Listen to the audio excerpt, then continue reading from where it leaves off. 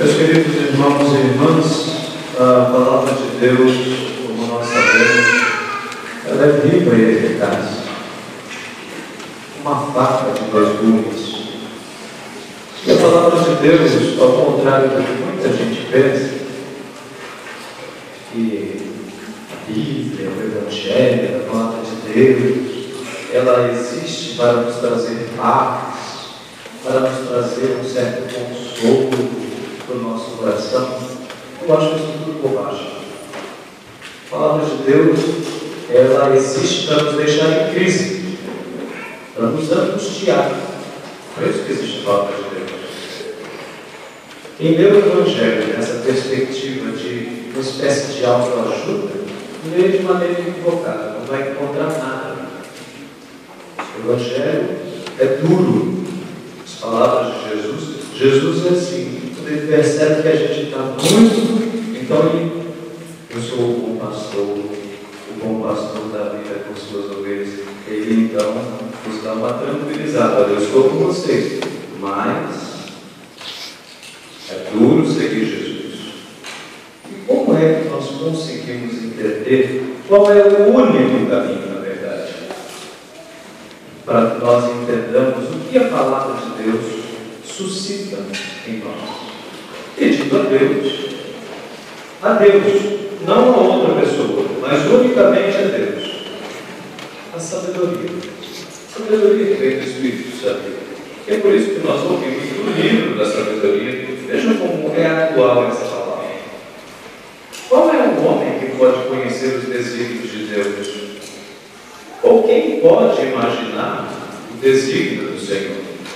Na verdade, os pensamentos dos homens, dos mortais, são tímidos e nossas reflexões muito incertas. Mal podemos conhecer o que é da terra e com muito custo compreendemos o que está ao alcance de nossas mãos. Quem é que, portanto, vai investigar o que existe no céu? Acaso alguém teria conhecido o teu desígnio sem que tu lhe deste sabedoria? Aqui está a chave. A sabedoria para nós entendermos como precisa ser a nossa vivência do Evangelho. Ela vem de Deus. Deus precisa suscitar em nós constantemente e dizer para nós, de diversas formas: você está indo bem, você não está indo bem, conserva o teu caminho. Em oração, Deus vai nos dizendo: sua vida vai bem, vai em frente, ou a sua vida tem alguma coisa de equivocada, a nossa consciência da verdade.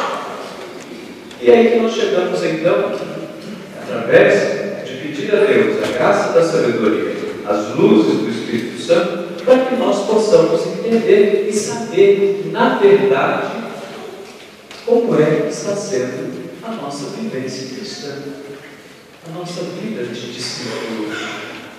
O Evangelho de hoje, meus queridos, é uma pedreira, é duro de ouvir, duro, muito duro.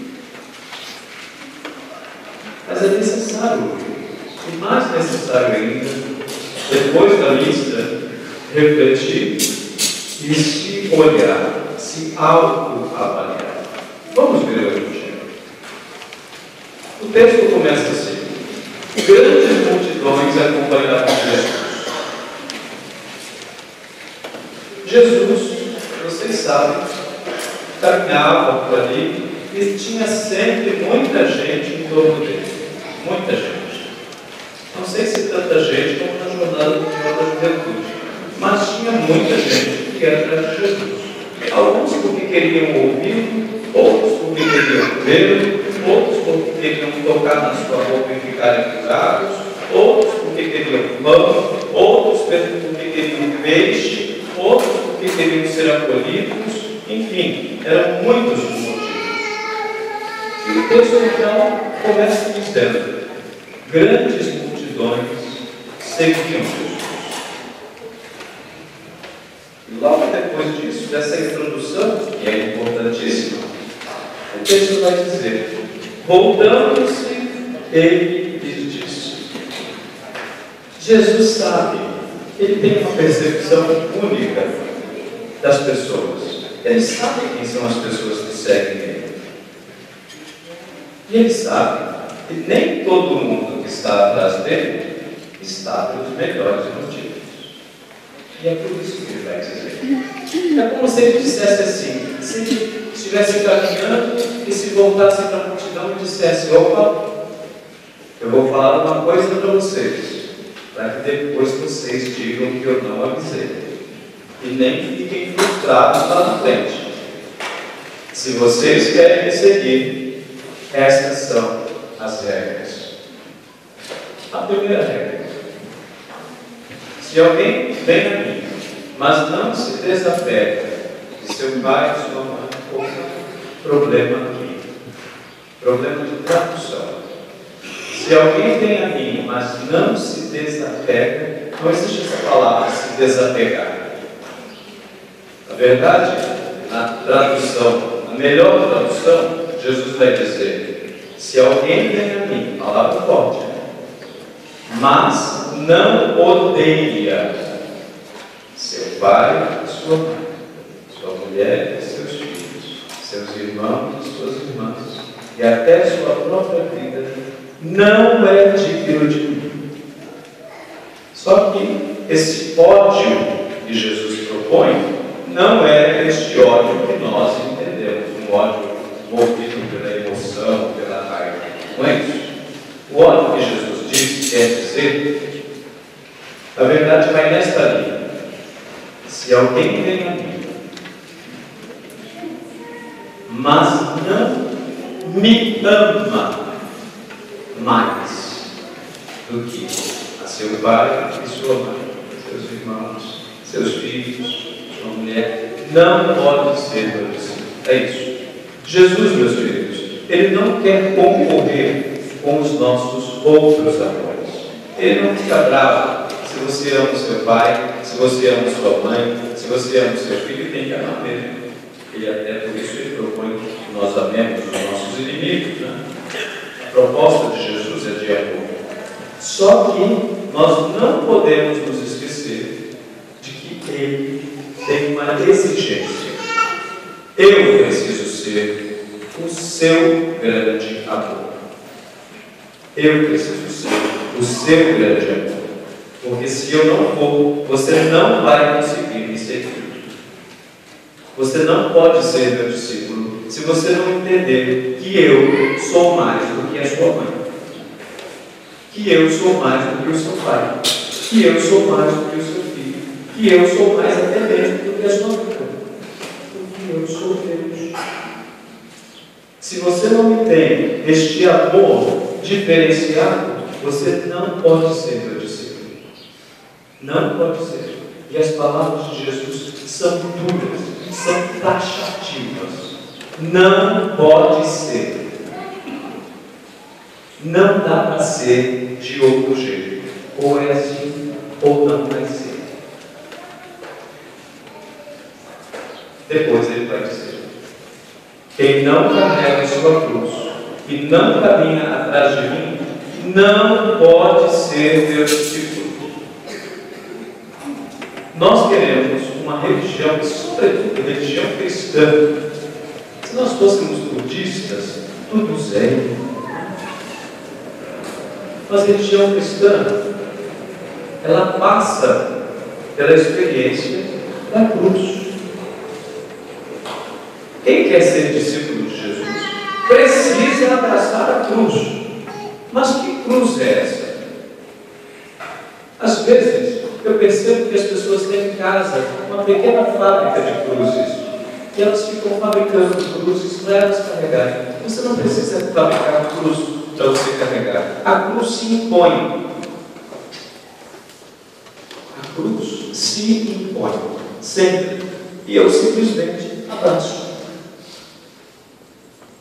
É muito comum ouvir as pessoas dizerem: Dom Bruno, eu vou sempre na missa, eu rezo o texto, eu comungo, eu ajudo os pobres, mas a minha vida é tão cheia de problemas, lá em casa tem tanta dificuldade. dificuldade, o meu marido está desempregado, o meu filho está usando drogas. Não deveria ser assim, não é? Afinal de contas, eu estou sempre na missa. Esqueça isso, meus irmãos. Esqueça isso. Não tem nada a ver uma coisa com outra. Jesus nunca nos garantiu uma vida, Deus nunca nos garantiu uma vida de casamentos floridos, né? Um pouco, uma espécie de mundo de Poliana, onde tudo vai bem. A vida humana, o sofrimento é inerente ao viver. Basta pensar que o próprio nascimento de uma criança, que é uma coisa tão bonita, ela vem de onde? De um momento de dor. O parto. A vida humana é marcada por sofrimentos. Claro que não constantemente, porque senão a gente não aguenta. Mas nós sofremos, todos nós sofremos. Vocês, eu também falo. Essas são as cruzes. E é claro, surgem momentos onde você precisa reafirmar a sua fé, o seu amor a Jesus. Isso também é cruz. Onde você precisa dizer, não, eu não vou ceder a isso, porque eu sou cristão, eu sou discípulo do Senhor. Cruz.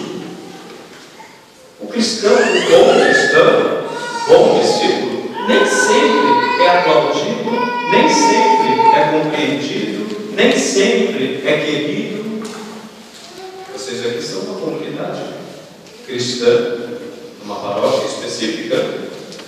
Era uma proposta para você perceber isso, o termômetro. Tente ser santo, tente ser. Algumas pessoas vão, mas outras vão seguir, tá vendo? Querendo ser santinho, querendo ser melhor do que os outros. Não compreensão. Isso. A cruz, as cruzes da vida se importam. Mas onde é? E aí Jesus vai propor duas parábolas, né? Para dizer, olha, não comecem a caminhar atrás de mim para depois desistirem e ficarem fazendo papel de ridículo. Ou o pior, oxalá todo mundo que desistisse de ser discípulo de Jesus e dissesse assim, ó, eu estou bem como estou, então agora vou picar minha mula. Se fosse assim era melhor. O problema é que as pessoas desistem de ser discípulos, mas permanecem sentados no banco da igreja. Esse é o problema. Estar na igreja e estar na escola de samba é a mesma coisa. Estar na igreja, vir na missa, ou no culto, ouvir palavra, depois eu vou embora e a minha vida volta ao normal. Isso é péssimo. Melhor ir para a praia. Pega menos e gasta menos ali. Por isso que eu estou dizendo para vocês, eu não vou poupar vocês. Não é o meu papel poupar vocês. O Evangelho de hoje é duro. E não se engane, meus queridos, não se engane com isso, com igreja cheia. Igreja cheia não significa nada, absolutamente nada. Hoje de manhã você entrevista lá na Igreja Universal, de ex-católicos. Mas aquilo não me impressiona. É uma espécie de shopping da terra. Como não me impressiona, Padre Marcelo Rossi e sua igreja lotada, Aparecida, ou Jornada Mundial da Juventude, com 3,5 milhões de pessoas, isso não me impressiona. Nossa, quanta gente, né? Ok, mas quanta gente? Como? Eu estava na jornada e posso dizer para vocês que vi muita gente lá que não estava nem um pouco interessada em evangelho, em celebração, em missa, nada disso. Eram outros motivos. Mas estava lá, com uma camiseta, uma mochila de igreja. Isso não significa nada, absolutamente nada. claro, uma manifestação de fé é bonito, tem muita gente ali que está buscando, tem. Mas tem muita gente ali que não quer nada. Digo isso com conhecimento de causa, porque moro em São Paulo. Muita gente que frequenta o Padre Marcelo Rossi, o santuário do Padre Marcelo, vai no Bispo Macedo, vai no Valdomiro e vai no centro de Umbanda também.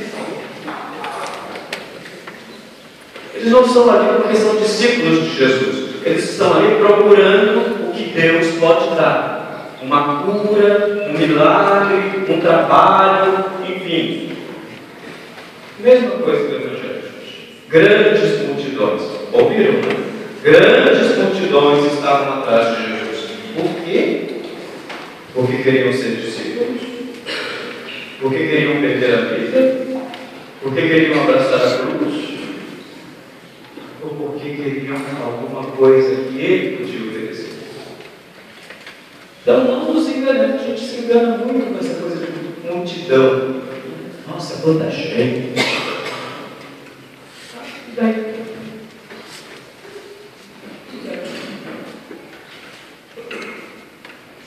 Um bom exemplo. Mais ou menos um mês e meio estava lá em São Paulo. E fiquei muito surpreso com um rapaz de uma igreja evangélica tradicional. Não sei por que cargas d'água, ficou sabendo da minha existência insignificante e disse que queria falar comigo. E aí foi no conselho e falou: Padre, eu queria falar com o senhor, não sei o quê. Por quê? Não sei, estou pensando em sair lá da igreja, talvez passar para a igreja agora. Porque lá na igreja não pode nada, eu me sinto muito oprimido lá. Não pode isso, não pode aquilo, tanta coisa que não pode. E ao mesmo tempo, sabe, Dom Bruno, assim mesmo, antes de falar isso, eu entendo que Jesus é o Filho de Deus, que Jesus nasceu pobrezinho, que Jesus sofreu, que Jesus morreu na cruz porque me ama, mandando salvar, mas não é tudo isso.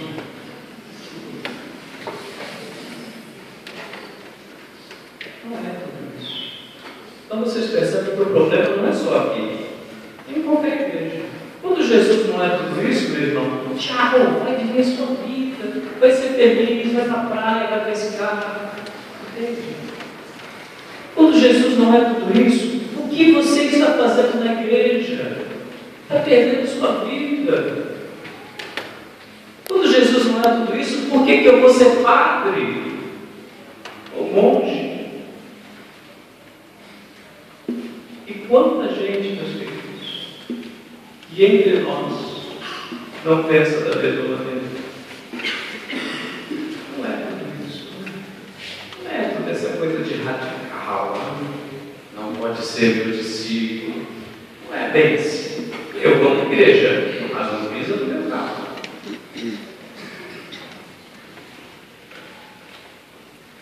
É assim. É difícil ouvir isso.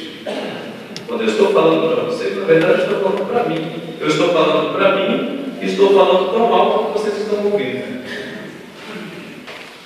Precisamos refletir sobre a nossa vida cristã. Que tipo de discípulo é você? Que tipo de discípulo sou eu?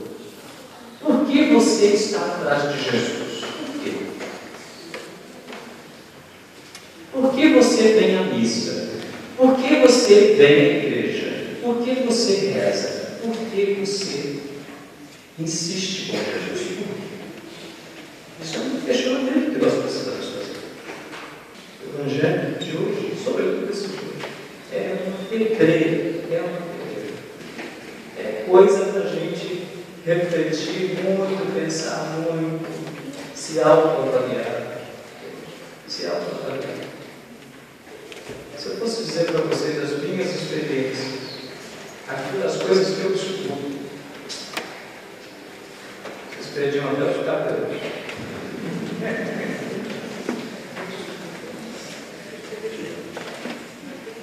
Já fiz casamento. Estava entrando na igreja para fazer o casamento.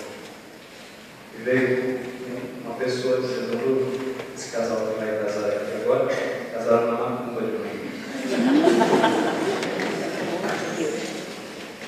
casal cristão, né? Casal cristão. Afinal de contas, eles casaram na igreja, não é? Ou eu lá, para fazer também casamento, e a noiva chega perto de mim na hora do casamento. Eu chego de boas disposições aqui, e a noiva chega para mim na hora do casamento e diz assim, fora do microfone: padre, mas rapidinho, viu? Rapidinho. Casamento. Até agora.